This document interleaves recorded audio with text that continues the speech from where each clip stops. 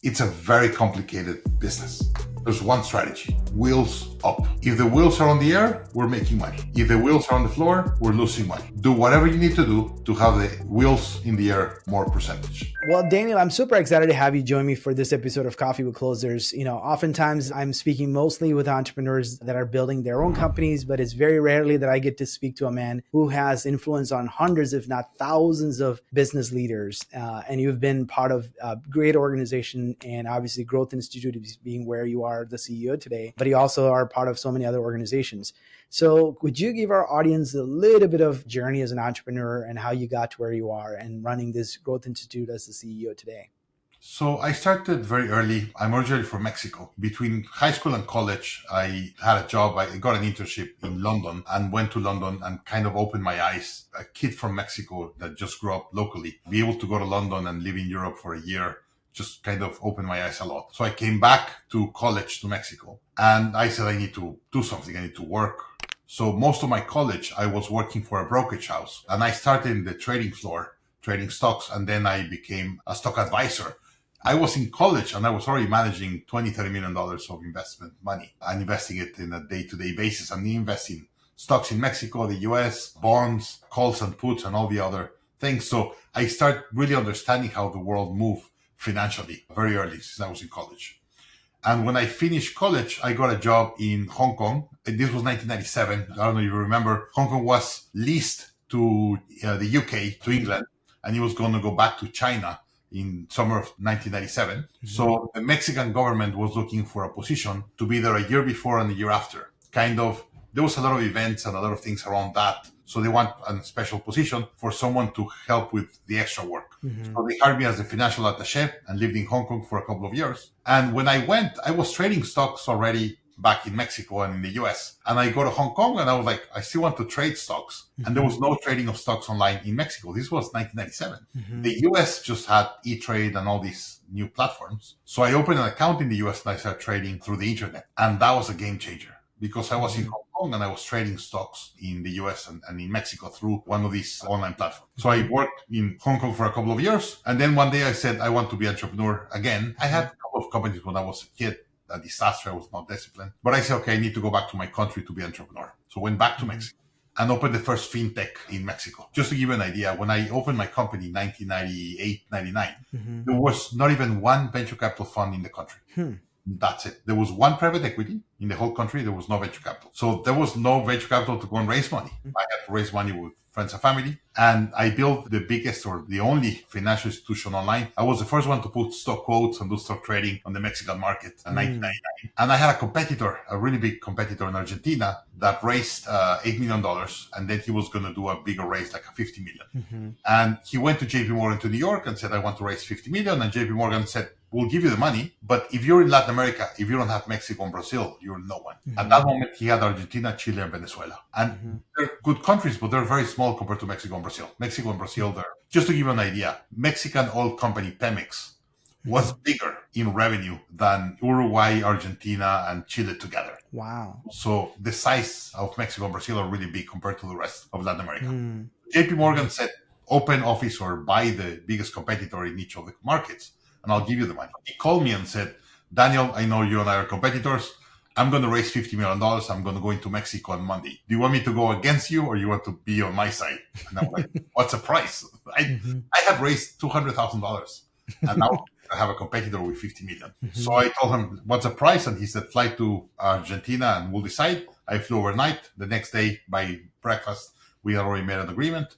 I joined his team. He did the same thing with the biggest one in Brazil, NetTrade. We raised $50 million. At the time of the merge, we were less than 100 employees of the three companies. 2 years later, we sold it to Banco Santander with 1,200 employees and operation in 9 countries. It was a really, really big thing. We were the biggest trading platform at that moment in most countries. So E-Trade had like 3 countries. We had like 9. So that was a very strategic buy for Santander and they acquired it and then they run with that. So very early in my career, indeed, after leaving Santander, I worked there for 2 years. I left before my 30th birthday. So we were able to see fast growth back then. Indeed, when we sold Santander, we sold it to Santander for 750 million. Mm-hmm. But a dollar today, it's probably a fourth of what a dollar was. So if you compare kind of About a numbers, couple of $1 billion. $3 billion back then.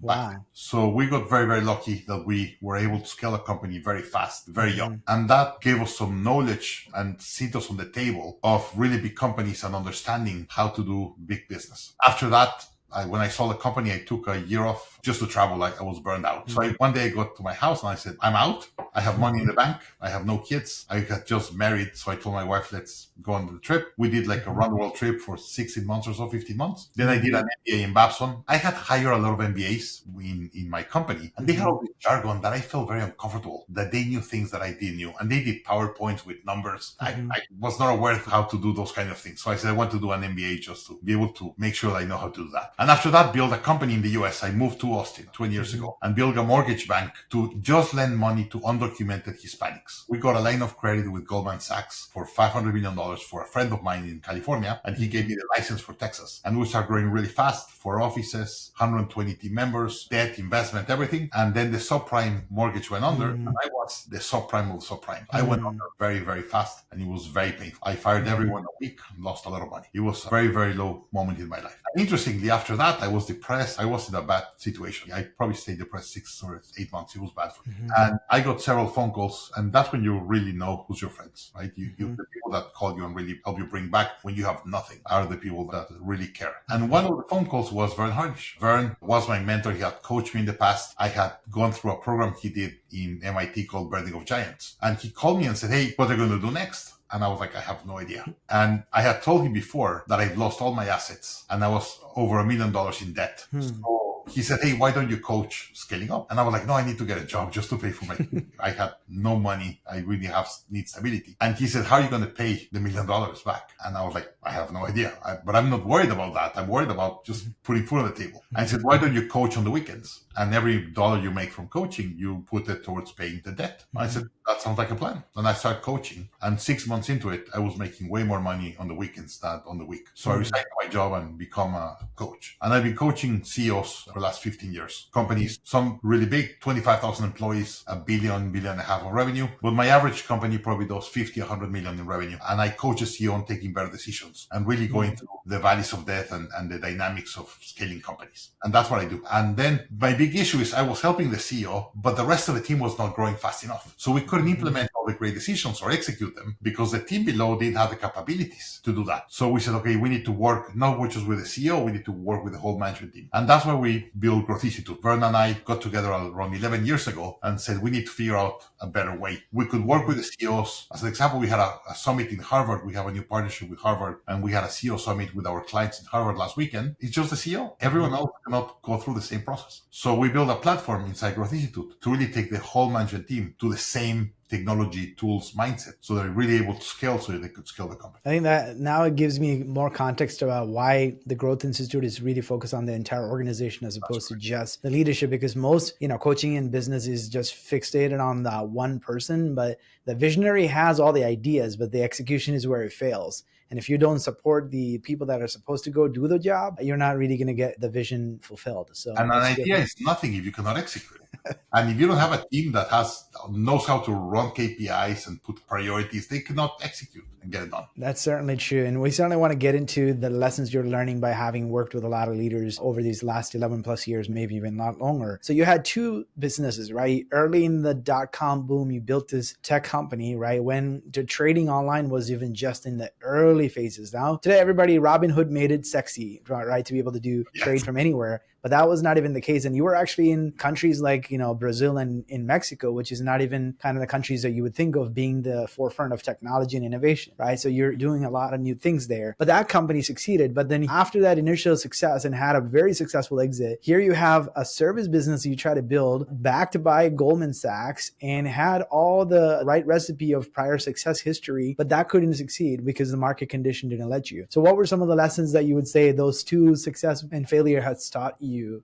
So several things. First, I was very lucky on the first one, and I was very unlucky on the second one. It's one of the chapters that I like the most, Jim Collins' book. I think this is the best book by Jim Collins. Book great great by choice. Hmm. He has a chapter called Return on Luck. It's chapter 7. I love it. I strongly recommend it. And he explains that we all have good luck and we all have bad luck. The difference is who's able to get a better return on the good luck and gets less affected on the bad luck. So in the first one, we were lucky and we were very prepared and we did everything right and we were able to get a lot of return on luck on the first one. On the second one, I was very undisciplined. And let me explain this. Because on the first one, things went so well. I thought I was a great entrepreneur and I disregard all the systems and processes. I was like, because I'm good, I'm going to get it done, right? And I became very undisciplined. And then I realized when the market changed, my company was so thin in cash and with so many problems that when the market changed, I was not able to turn around. As an example, with Growth Institute, when COVID happened, March, we had a really bad March. April, we did like 6 times more money than in an average month. We're very rare. We responded really fast. We were able to go to market and send the right signals and really do it right. And it was a game changer. Of course, we're an online education. A lot of people went online. But 2 weeks after, both my offices were shut down. All my employees were fully remote. Like, we took care of a lot of expenses very, very fast. Our transition to online and remote was extremely fast. And our message to the market, more importantly, was so fast that people were trying to scramble and figuring out what to do. We already had a plan of what to do. And people said, these guys really understand what they're doing. We need to be close to them and learn with them. And our enrollment was amazing. So in the first one, we were lucky and we were very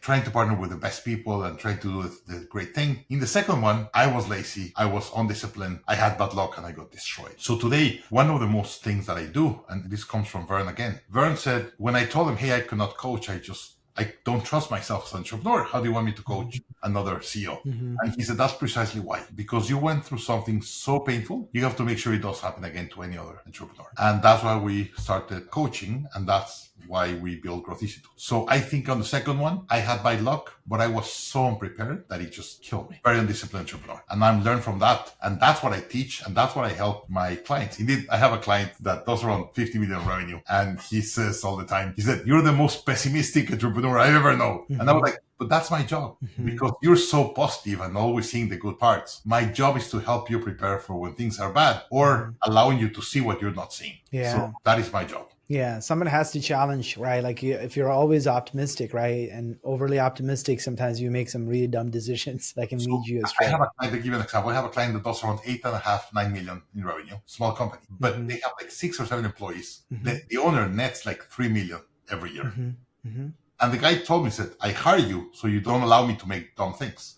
So whenever he comes with ideas and I'm going to do this, and I'm like, wait, I'm going to challenge it. And the way that you defend it, it will tell us if you're right or not. And I probably kill 19 out of every 20 ideas he brings. But the ones that he brings that pass the test, they usually do great after we implement. Yeah. What line of business is he in? He has a mastermind. He helps other CEOs do certain things. And he's very efficient. Puts a lot of CEOs together in rooms. Today, my EO, YPO, Vistage, there's a lot of CEO groups. Being a CEO is a very lonely position. And you need like-minded people to be around to help you have decisions. Indeed, let me give you an example.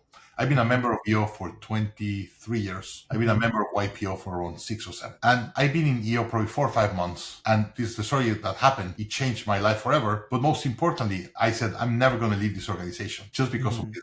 So let me give you a quick story. When we started the business, there were 4 of us. And it was my friends from college, the people that had drinks and we used to date girls together and just have fun. When I said I want to build a company, they said I will build it with you. And I was like, I didn't care who was, what kind of experience they had if they just want to be my partners, right? They were betting on me. So we started the company 4 friends, just out of college or a couple of years out of college. After 6 months, it was clear that one didn't fit. And I was fighting with that one a lot. Him and I were banging heads and having a really, really hard time.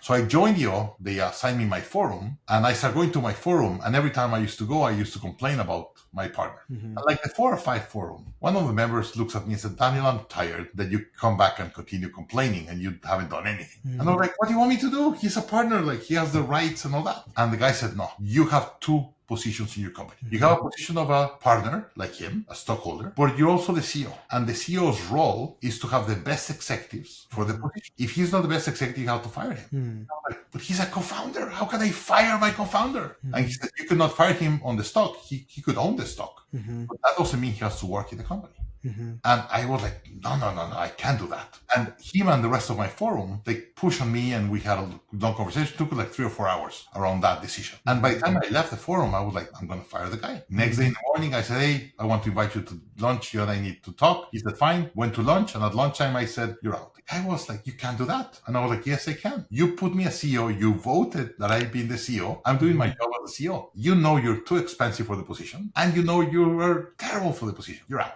And the guy was gone. That decision, you can imagine how much value it gave me. The only way to have that decision is talking to another entrepreneur that was able to see that and give me that feedback. So that's the power of the C-level or the C-suite masterminds. And my client leads one of these masterminds for a certain type of entrepreneurs. He's very successful and the business is very profitable. Yeah, if you're netting $3 million as the founder, I mean, you're doing something right. You don't have to be a big giant company to have that. Imagine having like a 40% net profit. That's incredible.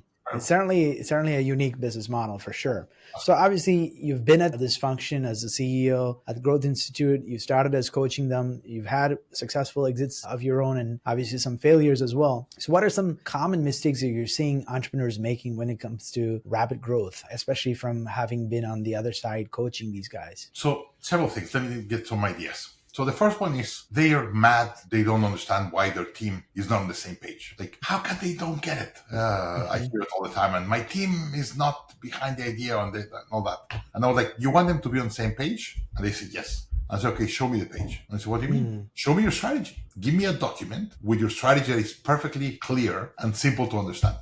I don't have it. I know that. How do you expect your team to be aligned if you're not even able to express the strategy? So I tell them, okay, tell me the strategy. And I sit down and they take half hour to explain strategy of a company. And I was like, I'm a highly knowledgeable business person. And it took you half hour to express to me your strategy. Imagine your team. They have no idea. So first of all, you have to be really, really good putting the strategy in paper in a clear, simple format that everyone will understand. Southwest Airlines, perfect example. It's an airline. It's a very complicated business. There's one strategy, wheels up. If the wheels are on the air, we're making money. If the wheels are on the floor, we're losing money. Do whatever you need to do to have the wheels in the air more percentage. An average plane of Southwest Airlines is on the air 2 hours more a day than any other airline. That's why they're so profitable. But the strategy is that simple. If you're a mechanic, you can understand that. That's why they take decisions, same planes, no boarding, seats assigned, like everything gets aligned for wheels up, right? So that's the first one. The second one is the team. We see a lot of CEOs that they don't want to pay what they have to pay to get the best talent. And then they complain that the talent is not executing. And I'm like, of course, you have the worst people in the market because you're not willing to pay top dollars and attract the best. The best CEOs know that the only way they could win if they have the best talent. And some of them, they don't get it. They're not willing to bring that. So it's all about getting the right people in the right seats and then growing them and continue to scale the team. And if you scale your team, they're going to scale your company. If you have a team that is stuck in the past and they don't have the right things, it's hard. Indeed, I have this term that you've probably heard it. If you think it's expensive to hire a professional, wait until you hire an amateur. That's going to be way more expensive. So getting the right team. And then it's about execution. You could have an amazing strategy. If you're not maniacal, disciplined executor, it won't work. So the best CEOs, they see the vision, they're excited in the future, but they have their feet on the ground and they understand that the execution is very worth it and it's important. And they're focused on getting the right KPIs and focus on the small details. So as an example, I was with a CEO this morning and he's doing this new program and he has an opportunity to scale it really, really fast. And he's not. And I was like, why are you not scaling it? He said, because I'm cleaning all the kinks and I'm getting all the data to be able to fix it before I scale it. And I was like, but you know you have enough clients now that you could triple it. And the guy said, I know, but I'm not going to do it. Until I don't get the execution perfect, I'm not going to do it. And I'm like, wow, this guy knows it and it's doing what he needs to do. So every call, everything, he documents the process, document what went wrong, how they fix it, everything. 6 months, a year from now, it's going to be amazing, the execution. Now he's going to be able to get 4 times more clients. So the execution is really important. And then let me kind of go into the last part that I see that they miss their stages. Let me kind of go into this with a little bit more detail because it's important. If I tell you of a baby or a kid or adolescent and I said, hey, what do you feed a baby? You said Gerber or a baby food. And I was like, would you give him a beer? You were, of course not. It's a baby, right? That's not what beer is great, right? Yeah, beer is awesome. Or wine or whatever, but not for a baby. And whenever your baby is an adolescent, some companies still feed them Gerber baby food. Why? Well, baby food is great. Yeah, but it's an adolescent. He doesn't want baby food. He needs something stronger or heavier or whatever. They don't get it. In companies, the same thing. I hear entrepreneurs and CEOs, they go to a conference, they read a book, they get all excited, and then they want to implement. And I was like, do you realize that you're giving a motorcycle with that 2,000 horsepower to a 2-year-old kid? Yeah, but it's amazing, the motorcycle. And I'm like, yeah, but it's going to kill the baby because it doesn't have the power and the capabilities to deal with it. We see a lot of CEOs making mistakes that they introduce the wrong strategy or the wrong tools, not because the rule is bad. Gerber is an amazing product. Even if you have a teenager, the Gerber is still an amazing food. It's just not for the stage. So whenever you're CEO for the first time, you don't know what you don't know. And that's where mentors and advisors and everything help, because they help you understand what you don't know, and then they help you with the knowledge of what you don't know. And I see that a lot. I see a lot of entrepreneurs make big mistakes because they don't understand what stage their company's at and what they have to do. And we have a model of stages. So when we present it to them, they're like, oh my God, it's like having a loaded gun to a 2-year-old. And when they realize that, everything changes. It's much easier for them to understand. So we usually try to talk with the CEO depending on their stage, depending on what type of entrepreneur. And now they're able to build a company that they really like and enjoy. As an example, there's 3 very distinct types of entrepreneurs. One we call the mountain climber. And the mountain climber, they see a mountain they have to climb. It's not because of the money. It's because they want to prove that they can. And I coach a lot of entrepreneurs that they passed their number many years ago and they still push themselves really, really big and put at risk what they already built to build something bigger. And I was like, why you do it? You know that you could sell your company today and be very, very, very financially independent. And they say, I don't care, I need to build it or do it or double or triple it. And that's a mountain climber. The mountain climber needs to do it. Cares about growth. Then you get the second one, that it's a freedom fighter. And the freedom fighter, the only thing that they care is to build a company that gives them the freedom they want in their life. They say, I need a company that will take the least amount of money, time and energy and drama, but give me enough for me to live the type of life I want to. And those ones, usually they're doing 5 million or 3 million. And they say, well, if I'm already making $1 million of profit at 3 million of revenue or 5 million, I'm going to go to 15 and I'm going to make 3 times more. And I was like, no. You're going to hate your company. You're going to work twice the time. You're not going to be able to have breakfast with your kids every day. And you're not going to be able to go to France for 2 months in the summer. And some of them, they scale. And when they're there, they realize they hate it. And then they have to come back. I've seen a lot of entrepreneurs, they implode their business because they just become slaves of their business and they hate that. So really understanding what type of entrepreneur. So I said mountain climber, freedom fighter, and the other one's the craftspeople, or the person in charge, or the one that cares about mastery. Like Steve Jobs was a craftspeople. Like he wanted to make sure it was just beautiful and it felt great and it opened fast. Like that was a craftspeople. Second for him was mountain climber, but number 1 was product. I don't know if you saw the series of Spotify. There's a series of Spotify in Netflix. Very good. It's done in Sweden or somewhere, so it's translated to English. So it's a little bit weird because they don't speak English, but it's the series is amazing on the story of Spotify. And there's a part that the founder, so whenever you click on Spotify play, you get the song immediately. It's like the song is in your phone. The guy pushed his team to get it done like that. You can't imagine how much. And in the series, they come all super excited because now it loads in half a second. And the CEO is mad and shouts to them. Like they're pushing a button that is loading a song. The other side of the world is taking half a second and you're mad. And you're like, how can you expect me not to be mad and shouting to them? You want to have perfection. And that's why Spotify, they own the world. Because it feels that you have all the songs downloaded in your phone. That's a craftspeople. So whenever you understand their stages and understand the type of entrepreneur, then you're able to help them understand that the best type of company for them is certain type or run it in a certain way. And once they know that, it's very easy to build it.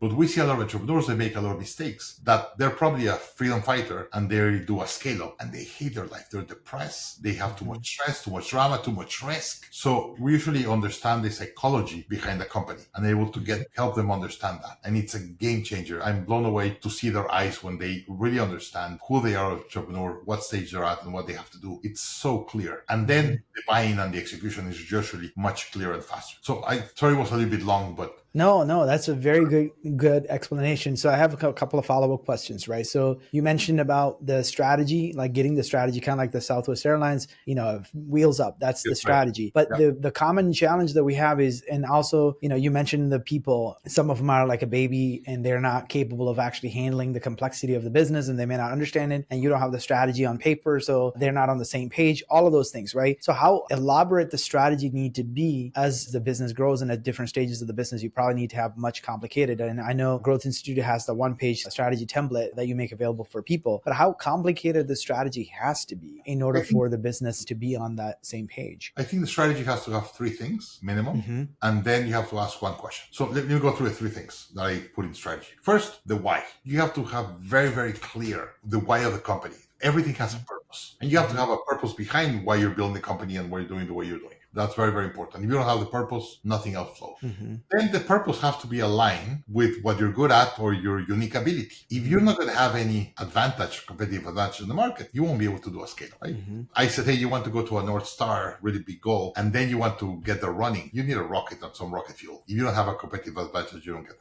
And the third one is, hey, how is your clients going to feel an impact, or what's going to be the impact they're going to have by using your company or working with you? And that's the brand promise, right? It's a brand promise or how you make money. If I promise you something and I give you a better experience, a better product or whatever different from my competitors, and that's what you want, you're going to buy from me at all times. So if you have those three things, it's kind of the basics of you have your why is based on your strengths and who you're best and your competitive advantage and what the client really wants and needs and is willing to pay for, right? That's kind of the base. And then there's one thing. Once you have that, the next question is what's your constraint not allowing you to do that? So now you have clear goal in the future. What's your constraint? The best CEOs are focused on eliminating the constraints and opening the bottlenecks. Usually you have a bottleneck. That's why you're at the level that you are today. It could be a mental bottleneck. It could be a technology bottleneck. It could be a team bottleneck. What's your bottleneck? Let's remove. And once you remove it, you're able to move a lot more. Figure that out. As an example, let me go back to Southwest. What Southwest figured out was people want planes to leave on time. That's it. He said, if I give you a seat, you're going to be having lunch or having a drink, and said, oh, now my flight's going to leave in 5 minutes. Now I'm going to walk to the plane. And sometimes you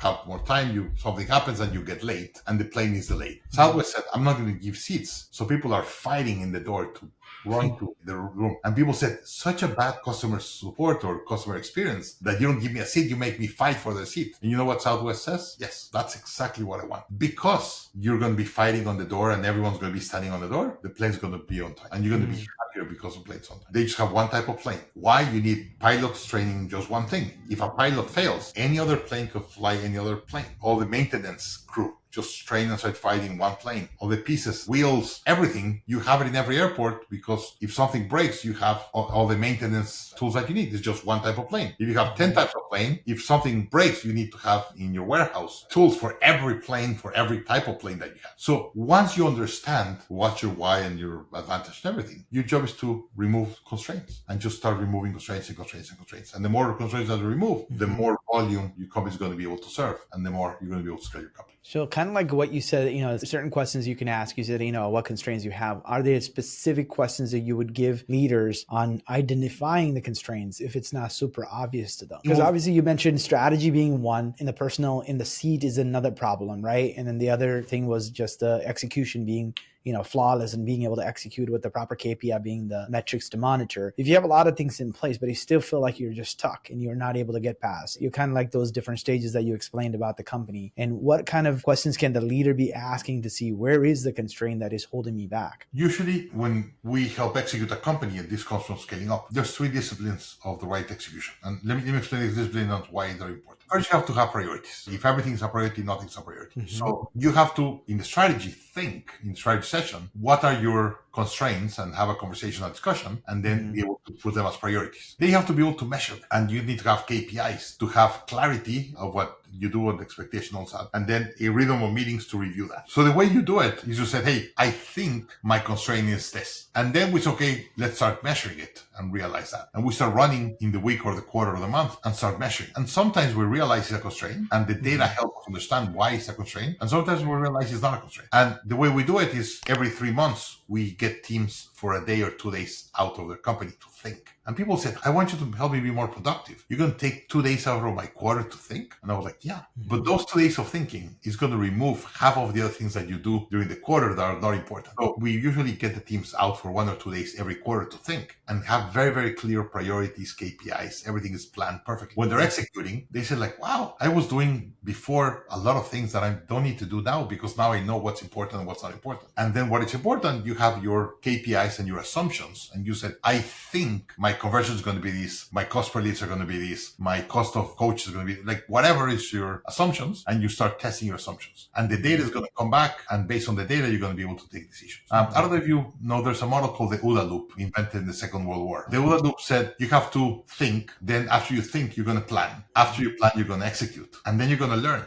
Because after you execute, you get data, and then you learn, and then you think again, and then you plan again. And then the faster you're able to do that, the faster you're going to be able to figure out which are the right constraints and be able to unlock them. Let me kind of explain this, that it's important. Whenever I implement scaling up or help a company, I said it's going to take me at least 3 quarters to a year to get it right. And they said, but I'm paying you all this money for you to get it right the first time. Now, it's not about me. It's about your team. Give me the right data. They usually the first time they give me half of the data wrong or half of the assumptions are wrong. And I need the only way for me to get them right is for you and your team to run the assumptions and see the data and start challenging the data and what they do. As an example, a month into doing a strategy, I go with a team member and said, hey, you're red in your KPI. And the guy said like, yeah, I'm red. And I was like, why are you red? And the guy said, I have no idea. Go and look, go and understand why. Get out and give me the data to know why you're red. He comes back a week after and said, now I know why we're red. And I was like, great. What are you going to do different? And the guy said, what do you mean? If you're red, he's telling you that it's not working, you have to change something. What are you going to change? Well, I have no idea. Then start figuring it out. For your team to get the right KPIs, start knowing how to read the KPIs, but most importantly, how to react to the KPIs. It takes around 3 to 4 quarters for a team to get. So when we teach them scaling up, we said at the beginning, you're going to see a lot of things. Half of them is going to be wrong. By the time you're going to read your plan and say like, this is amazing, it will take you 3 to 4 quarters to get it right. And it's not because awesome. You could pay me 10 times more. I could not get it right the first time because your team thinks and they have assumptions that usually are wrong. The only way to get it right is to test the assumptions. So in constraints, we tell you the same thing. I'm not a magical guy that I could say, oh, your constraint is this. Every business is different, but I'm going to implement a system for you to identify the constraints and fix the constraints. And that system, whatever constraint you get, you're going to be able to fix. That's what scaling up is all about. That you figure out all these things and have a model to do the OODA loop and get the data and take decisions based on that. Well, certainly. Well, Daniel, I can sit here and talk for hours, but I want to be respectful of your time. And you've really enriched me, and I'm sure the audience will benefit from having listened to this conversation. I have one last question. So you've talked about the different type of entrepreneurs, the freedom fighter and the mountain climber and the craftsman, right? And are there other winning characteristics that you've noticed in the successful entrepreneurs that you've coached? And obviously, Verne and you have worked with really successful company founders, even founder of HubSpot. You've had the privilege of working with Brian Halligan. So are there any characteristics that you saw common among these leaders that I think could be an indicator for someone who's going to make a really good leader and a successful entrepreneur? The best entrepreneurs I know, they know how to read trends. They're really, really, really good understanding trends, and they read a lot. Mark Zuckerberg reads every day. Mark Cuban, you read that. Even on his vacations, he has to read like 2 hours a day. His family is really mad. Hey, we're on vacation. We're in Disneyland. I still have to read 2 hours a day. Like, he has to read 2 hours a day. He's very disciplined on that. So they usually read a lot and they understand the trends. They understand what's happening in the world. And they're able to put a strategy based on the trends and be able to use the trends for their best. But then they have their feet on the ground very, very clear. And they are maniacal, or I don't know how you say the word in English correctly, but they're so focused on the execution to make sure it's executed right. And here's one thing that I love in Shark Tank. If you're an entrepreneur and you get to the tank and you don't know your numbers, they kill you. The good executors, they know their numbers perfectly. They know exactly what are the important KPIs of the company, and they know their KPIs by heart, and they know how to execute on their KPIs. That's why in this tank, you see so many questions about their numbers, because that tells the sharks if they really understand their business, they understand their constraints, they understand what they have to do. So for me, the best CEOs are able to understand the future, put a very, very compelling dream, strategy, whatever in the future, but that they're very structured in executing. And they're not distracted by that. They say, I know I'm going to get there, but today, the most important thing I have to do is this. And they don't get it. And those are the ones that win. So that's a great note to end our conversation. And I certainly enjoyed our conversation. And thank you again for joining me as a guest today. Thank you. Great pleasure, Samuel. This episode of Coffee with Closers is brought to you by OneIMS, a leading digital marketing agency helping businesses win new customers. To request a free marketing ROI audit, please visit oneims.com. If you enjoyed this video, please share it. To make sure you never miss an episode, please subscribe.